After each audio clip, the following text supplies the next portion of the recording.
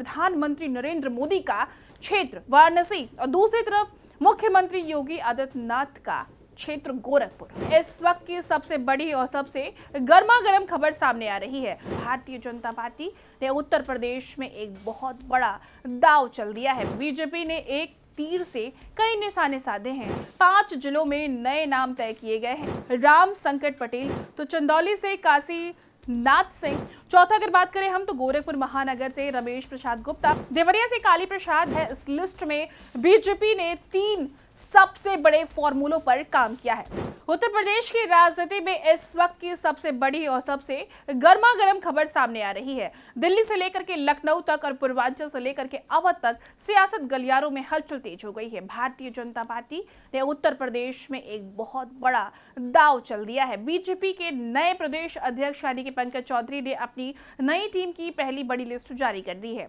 जी हाँ, यूपी के 5 महत्वपूर्ण जिलों में नए सेनापति यानी कि नए जिला अध्यक्ष का ऐलान कर दिया गया है। ये कोई साधारण फेरबदल नहीं है दोस्तों। इस लिस्ट में पीछे एक बहुत बड़ा राजनीतिक मास्टर स्ट्रोक है।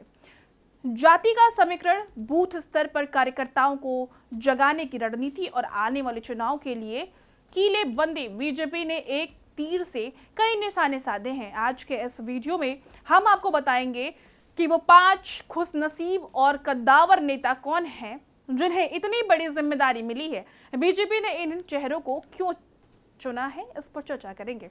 और इस नई लिस्ट में यूपी की सियासत में क्या बड़ा भूचाल आने वाला है। वीडियो को आखिरी तक देखिए क्योंकि आज हम इस लिस्ट की एक एक करके परतें खोलने वाले हैं। चलिए बिना किसी देरी के सबसे पहले बात करते हैं उन नामों की जो इस वक्त हर अखबार की सुर्खियों में बने हुए हैं।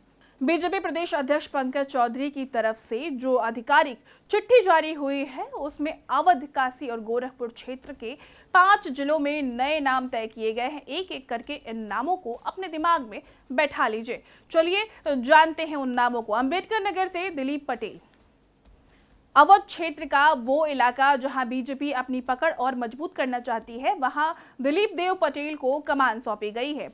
अब बात करते हैं दूसरा वाराणसी जिले से राम संकट पटेल की। प्रधानमंत्री नरेंद्र मोदी का संसदीय क्षेत्र, देश की सबसे वीआईपी सीट में ग्रामीण इलाके की जिम्मेदारी अब राम संकट पटेल के कंधों पर है। चंदौली की बात करें तो चंदौली से काशी नाथ सिंह, पूर्वांचल का वो जिला जो बिहार की सीमा से सटा है, वहां काशीनाथ सिंह का नया जिला अध्यक्ष बनाया गया है। चौथा अगर बात करें हम तो गोरखपुर महानगर से रमेश प्रसाद गुप्ता, मुख्यमंत्री योगी आदित्यनाथ का गृह क्षेत्र उनका गढ़ है। गोरखपुर शहर की राजनीति को संभालने के लिए रमेश प्रसाद गुप्ता पर भरोसा जताया गया है। देवरिया से काली प्रसाद, देवरिया के पूर्व विधायक और कद्दावर नेता काली प्रसाद को अगर संगठन की कमान सौंपना बीजेपी के एक बड़ा संदेश दिया है। अब आप सोच रहे होंगे कि भाई राजनीतिक में हर रोज नाम बदलते हैं और इसके नया क्या है, तो चलिए अब आपको इस लिस्ट के पीछे का असली खेल समझाते हैं। राजनीतिक में कोई भी फैसला बिना नफा नुकसान के नहीं लिया जाता है। इस लिस्ट में बीजेपी ने 3 सबसे बड़े फॉर्मूलों पर काम किया है। पहले फॉर्मूले की बात करें हम तो उत्तर प्रदेश की राजनीति में जाति की अहमियत से कोई भी इनकार नहीं कर सकता है। इस लिस्ट को ध्यान से देखिए। इसमें बीजेपी ने बेहद समझदारी से सोशल इंजीनियरिंग की है। लिस्ट में 2 ओबीसी चेहरे और 1 दलित वर्ग के नेता को सीधा प्रतिनिधित्व चुना गया है। दिलीप देव पटेल और राम संकट पटेल को आगे करके बीजेपी ने गैर यादव ओबीसी वोट बैंक, खास करके पटेल कुर्मी समाज को एक बहुत बड़ा और साफ संदेश दिया है कि पार्टी उनके साथ खड़ी है। वहीं देवरिया के काली प्रसाद जैसे अनुभवी नेता को ला करके स्थानीय समीकरण को ठीक करने की पूरी कोशिश की गई है। बात करें दूसरे फॉर्मूले की तो जरा सोचिए, एक तरफ प्रधानमंत्री नरेंद्र मोदी का क्षेत्र वाराणसी और दूसरी तरफ मुख्यमंत्री योगी आदित्यनाथ का क्षेत्र गोरखपुर। इन दोनों ही जगहों पर नए जिलाध्यक्ष देना यह दिखाता है कि पार्टी हाईकमान जमीन पर किसी भी तरह की ढिलाई बर्दाश्त करने वाली नहीं है और ना उस मूड में नजर आ रही है। गोरखपुर महानगर में रमेश प्रसाद गुप्ता और वाराणसी में राम संकट पटेल के सामने अब चुनौती होगी कि वो इन वीआईपी क्षेत्रों में पार्टी के ग्राफ को 7वें आसमान पर लेकर आए। बात करें तीसरे फॉर्मूले की तो बीजेपी की सबसे बड़ी ताकत क्या है? उसके बूथ स्तर के कार्यकर्ता।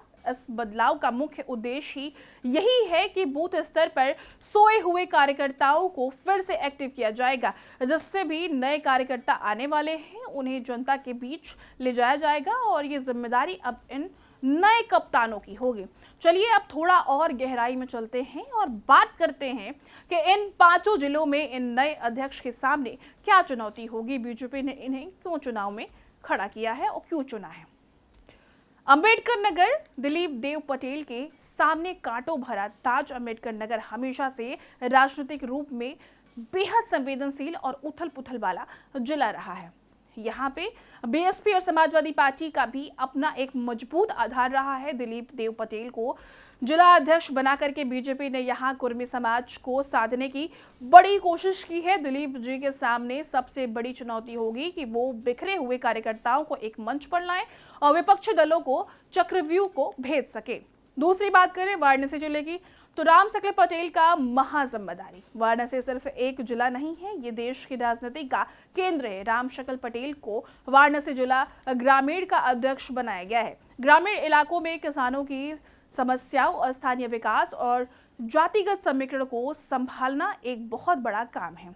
राम सकल पटेल के लिए सबसे बड़ी परीक्षा ये है कि प्रधानमंत्री के इस क्षेत्र में हर सरकारी योजना को जनता के घर घर तक पहुंचाना और संगठन में किसी भी तरह की गुटबाजी को पनपने ना देना। अगर तीसरी बात करें चंदौली की, तो काशीनाथ सिंह का इस इम्तिहान चंदौली जिला पूर्वांचल का प्रवेश द्वार माना जाता है।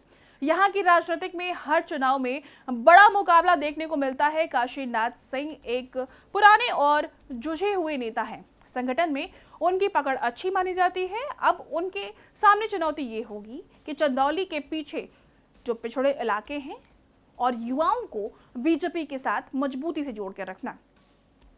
अब बात करें चौथा गोरखपुर महानगर, रमेश प्रसाद गुप्ता के कंधों पर अगर गुरुत्व भार बढ़ा हुआ है, क्योंकि गोरखपुर यानी कि मुख्यमंत्री योगी आदित्यनाथ का गढ़। गोरखपुर महानगर की राजनीति बहुत तेज तर्रार मानी जाती है।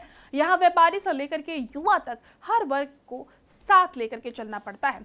रमेश प्रसाद गुप्ता को ये जिम्मेदारी मिलना इस बात का सबूत है कि संगठन को एक ऐसे चेहरे की जरूरत थी जो बेहद सरल हो लेकिन फैसले लेने में सख्त हो। मुख्यमंत्री के शहर में संगठन को हमेशा नंबर 1 बनाए रखना रमेश जी की सबसे बड़ी प्राथमिकता और सबसे बड़ी जिम्मेदारी है। बात करते हैं 5वां देवरिया की। देवरिया काली प्रसाद का अनुभव आएगा। देवरिया की सीट हमेशा से चर्चा में रहती है। काली प्रसाद जी पूर्व विधायक रह चुके हैं, यानी उनके पास चुनाव लड़ने का और लड़ाने का दोनों का लंबा तजुर्बा माना जाता है। जब एक पूर्व विधायक को संगठन की कमान दी जाती है तो इसका मतलब साफ होता है कि बीजेपी वहां जमीन पर कोई भी रिस्क नहीं लेना चाहती है। काली प्रसाद का अनुभव और देवरिया की गुटबाजी को खत्म करने और पुराने भाजपाइयों को फिर से मुख्यधार में लाने का काम करेगा।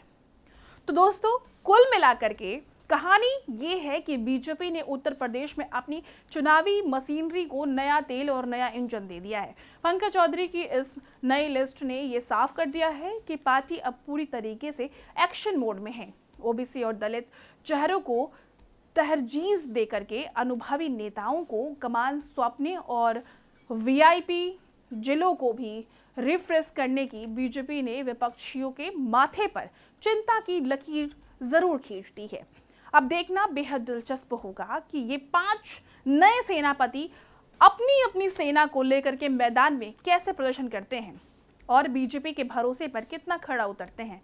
आपको क्या लगता है, क्या इन नए जिलाध्यक्ष के आने में 5 जिलों में बीजेपी और मजबूत होगी? आपके जिले का हाल क्या है? नीचे कमेंट में हमें जरूर बताइएगा, अपनी राय को जरूर दर्ज कीजिएगा। अगर आपको ये वीडियो पसंद आई हो तो इस वीडियो को जमकर लाइक करें, अपने दोस्तों के साथ शेयर करें और हमें चैनल को सब्सक्राइब करें और इस वीडियोस को शेयर करना बिल्कुल ना भूलिएगा। इसी के साथ मैं थी अनुप्रिया सिंह और आप देख रहे थे चेक पोस्ट न्यूज़।